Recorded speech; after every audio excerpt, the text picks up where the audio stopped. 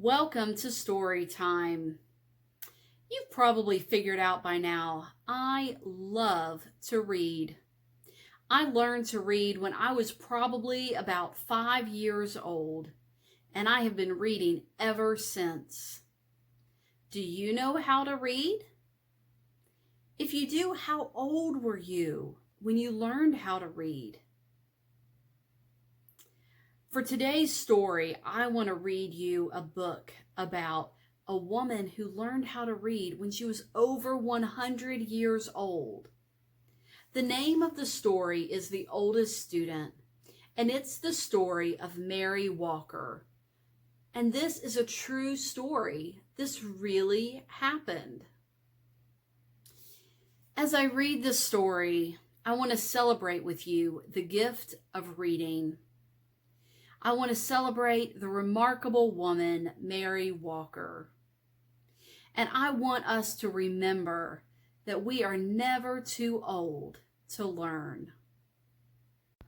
The Oldest Student: How Mary Walker Learned to Read by Rita, Lorraine, Hubbard. Whenever young Mary Walker was tired, she would shield her eyes from the sun and watch the swallow-tailed kites dip and soar above the trees. That must be what it's like to be free, she thought. But Mary didn't watch for long. Even at only 8 years old, she knew the first rule of the Union Springs, Alabama plantation she lived on: keep working. She knew the second rule, too. Slaves should not be taught to read or write or do anything that might help them learn to do so. Mary didn't stop working. She didn't learn to read either. But at the end of each long day, picking cotton, toting water to Papa and the other slaves who chopped wood for the train tracks, or helping Mama clean the big house, she would lie in her little bed next to the crumbling fireplace and think about those birds.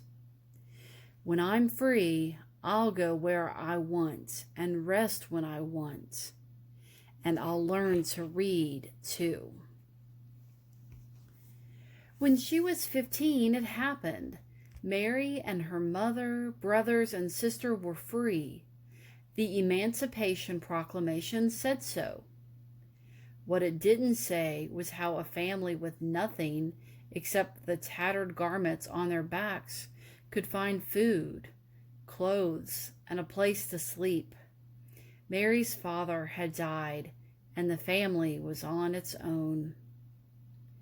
Freedom Road to Freedom Road. Across fields and through woods, ex-slaves surged like waves crashing hard to shore. Now that they were free, every road was Freedom Road. Many headed north and west and every which way, searching for long-lost family members, or simply experiencing the wonder of being free. Others, like Mary, chose to stay in the South. An organization called the Freedmen's Bureau helped those who stayed to find shelter on abandoned Confederate land. Mary and her family settled in a one-room cabin, and for the next few years, she worked alongside her mama to help feed her siblings. 7 days a week, she churned butter, cleaned houses, and cared for other folks' children. The hours were long, and if Mary was thirsty or hungry or needed to use the outhouse, she had to wait until she got home. At week's end, she would offer Mama the one lonely quarter she had earned. One day, Mary met a group of evangelists on the roadside. A woman with soft wrinkles in her kindly face placed a big, beautiful Bible in Mary's hands and told her, "Your civil rights are in these pages." Mary didn't know what civil rights were. She only knew that top to bottom, front to back, That book was filled with words. I'm going to learn to read those words, she vowed. But not today. Today there was work to be done.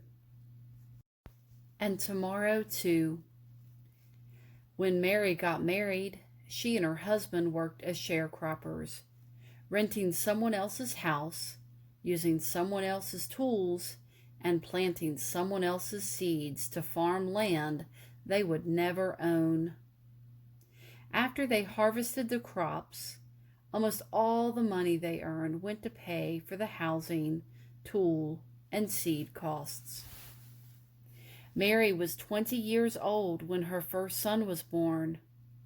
She opened her Bible and marveled at the squiggles inside. There had been no time to learn to read. A friend wrote Mary's son's birth date in the Bible, August 26, 1869. Then Mary dipped a pen into an inkwell and made her mark beside it. Not a letter, not a name, just a mark. It was the best that she could do. One day, Mary's husband died. She married again, and a second son was born, then a third. Mary made marks for these sons too. Now she had 3 growing boys. More money, that's what we need, Mary thought. But the only other jobs available to black women were as maids or nannies or cooks. The hours were long, with only half a day off on Saturdays, and like sharecropping, they didn't pay much. Mary sighed. Words would have to wait. For the next 4 decades, Mary sharecropped and did odd jobs to help support her family. In 1917, Mary's family moved to the little city of Chattanooga, Tennessee. It was the year of Chattanooga's great flood. The story was in all the newspapers, but Mary could only study the pictures to understand what had happened. By now, Mary was 68 and too old to sharecrop, but she continued to work, cooking, cleaning, and babysitting. She also fried fish, baked cakes, and sold sandwiches to raise money for her church. On Sundays, she would sit in the congregation, and as the preacher spoke, she would clutch her family Bible, the Bible she still couldn't read. When Mary was well past 90, she and her husband sat in their creaky rockers while one or another of their sons read to them. After the 2 younger boys died, the eldest read. Then Mary's husband died. Several years later, her eldest son died too. He was 94. Mary had outlived her entire family. She was 114 years old and alone. Can't read, she said. Can't write. I don't know anything. Mary stood at the window of her retirement home and gazed down at the world below. Words were everywhere, on billboards, on buildings, on store windows, and trucks. She sighed. All this time, she thought, and they still look like squiggles. Mary had heard about a new reading class held in her building.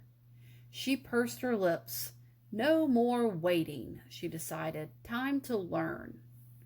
Out of her apartment, into an elevator, and down to the lobby she went.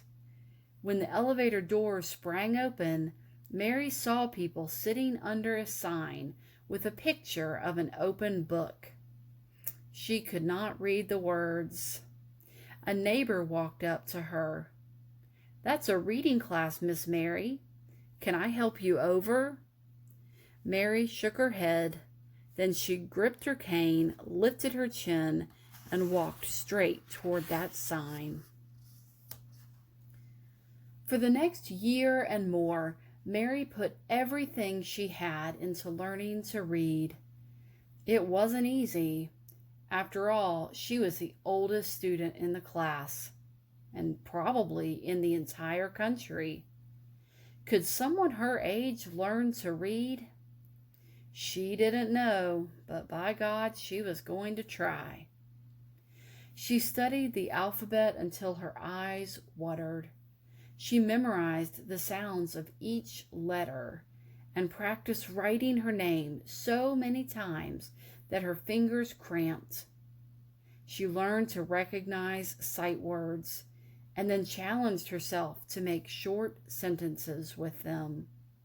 She studied and studied until books and pages and letters and words swirled in her head while she slept.